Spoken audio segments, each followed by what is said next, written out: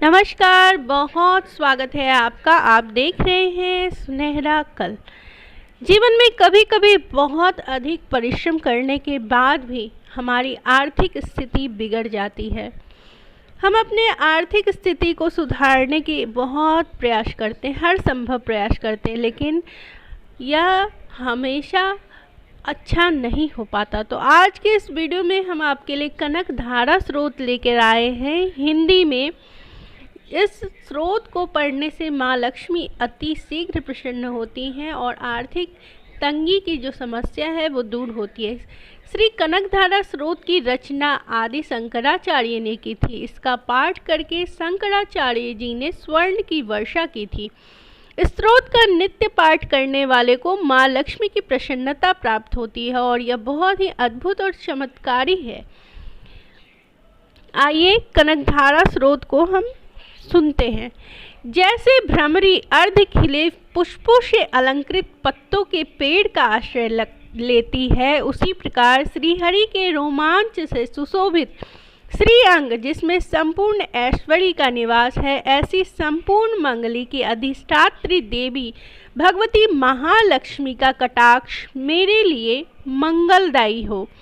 जैसे भ्रमरी कमल डाल पर मंडराती रहती है, उसी प्रकार जो श्री हरि के मुखार बिंद की ओर बरबस प्रेम पूर्वक जाती है और लज्जा के कारण लौट आती है, वह समुद्र कन्या लक्ष्मी की मनोहर सृष्टि माला मुझे धन संपत्ति प्रदान करो।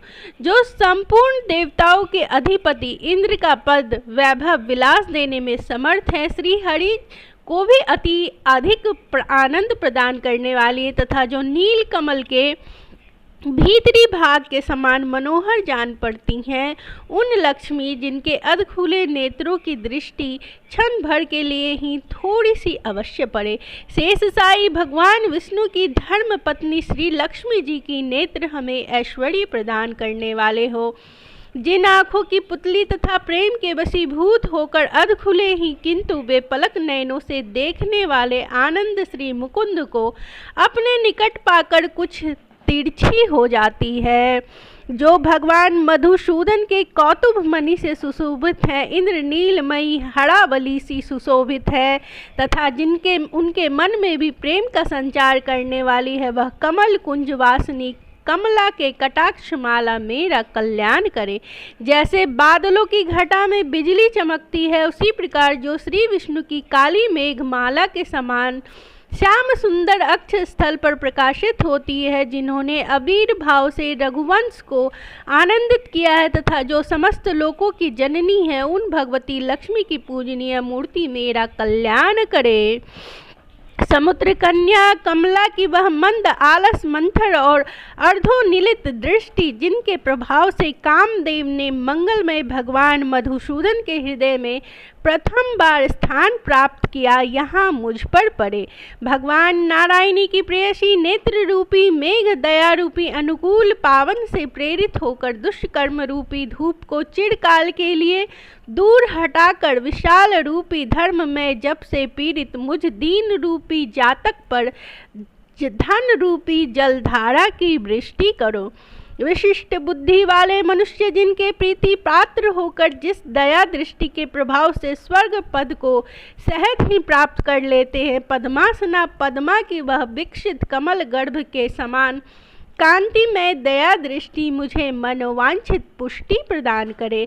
जो सृष्टि लीला के समय ब्रह्म शक्ति के रूप में विराजमान होती हैं, पालन लीला के समय श्री हरि की पत्नी वैष्णवी शक्ति तथा प्रलय लीला के काल में भगवती दुर्गा माँ पार्वती रुद्र शक्ति के रूप में अवस्थित होती हैं, उन त्रिभुवन के एकमात्र पिता भगवान नारायण की प्रिय स्त्री श्री लक्ष्मी जी, जिनको नमस्कार है।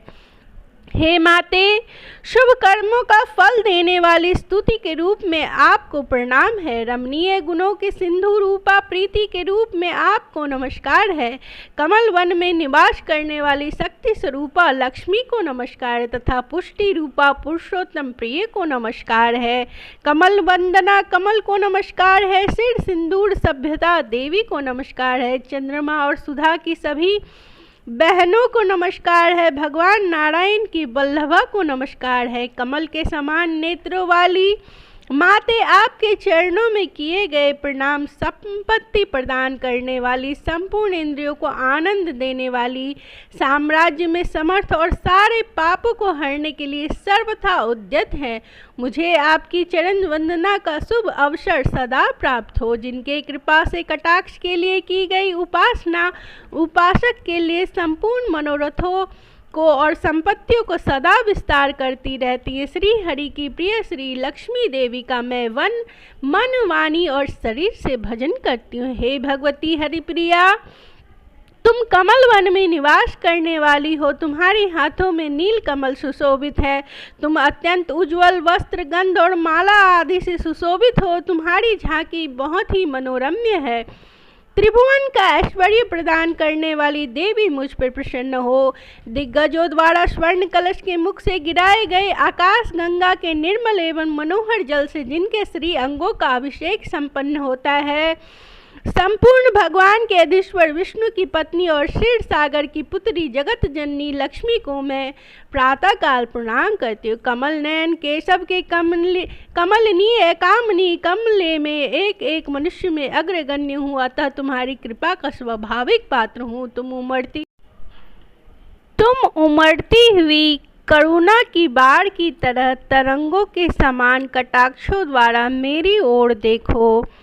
जो मनुष्य स्तुति का प्रतिदिन भगवती लक्ष्मी की स्तुति करते हैं, वे इस भूतल पर महान है, गुणवान, अत्यंत सौभाग्यशाली है। विद्वान पुरुष भी उनके मनोभाव को जानने के लिए उत्सुक रहते हैं। तो दोस्तों, ये था कनकधारा स्रोत। मैं आशा करती हूँ कनकधारा स्रोत को आप पढ़ेंगे, अच्छा लगा होगा। मिलते हैं एक नए वीडियो में एक नई जानकारी के साथ। तब तक के लिए इस सुनहरा कल से जुड़े रहिए। कनकधारा स्रोत को पढ़ने से आर्थिक तंगी दूर होती है। कनक का मतलब होता है स्वर्ण और धारा स्वर्ण की वर्षा। इस स्रोत को पढ़ने से आर्थिक समस्या दूर होती है। माँ लक्ष्मी अतिशीघ्र प्रसन्न होती है और अपनी कृपा अपने भक्तों पर बरसाती है। इसे रोज पढ़ना, आप पढ़ सके तो पढ़िए, नहीं तो कम से कम शुक्रवार के दिन इस स्रोत को अवश्य पढ़ें, जिससे माँ लक्ष्मी अतिशीघ्र प्रसन्न होती हैं और घर में सुख संपत्ति का वास होता है। तो मिलते हैं अगले वीडियो में एक नई जानकारी के साथ। तब तक के लिए धन्यवाद।